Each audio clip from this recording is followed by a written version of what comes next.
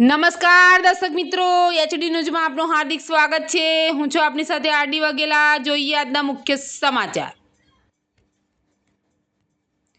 અંકલેશ્વરના સારંગપુર ગામના આદર્શનગરના પ્લોટમાં દેશી બનાવટના તમંચા અને 4 જીવતા કારતૂસ સાથે 2 ઇસમોની ધરપકડ। અંકલેશ્વરના સારંગપુર ગામના આદર્શનગરના પ્લોટમાં એક રૂમમાં જીઆરડીસી પોલીસે દેશી બનાવટના તમંચા અને 4 જીવતા કારતૂસ સાથે 2 ઇસમોની ધરપકડ કરી ₹15,000 થી વધુનો મુદ્દામાલ જપ્ત કરી કાયદેસરની કાર્યવાહી હાથ ધરી।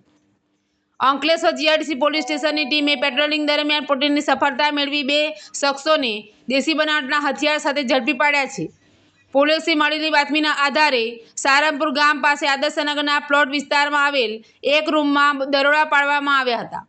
દરોડા દરમિયાન પોલીસને પંકજ સરફેવ મંડલ અને શિવનંદન દિલીપ મંડલ નામના 2 શખ્સોને પાસેથી એક દેશી બનાવટનો તમંચો અને 4 જીવતા કારતૂસ મળી આવ્યા હતા। સાથે એક મોબાઈલ ફોન પણ કબજે કરવામાં આવ્યો હતો। પોલીસે ₹10,000નો તમંચો, 4 જીવતા કારતૂસ અને મોબાઈલ મળી કુલ ₹15,000 ઉપરાંતનો મુદ્દામાલ જપ્ત કરી ગુનો નોંધી વધુ તપાસ હાથ ધરી છે।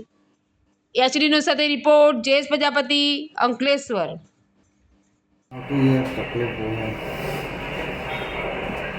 મોબાઈલ લેવાનો છે।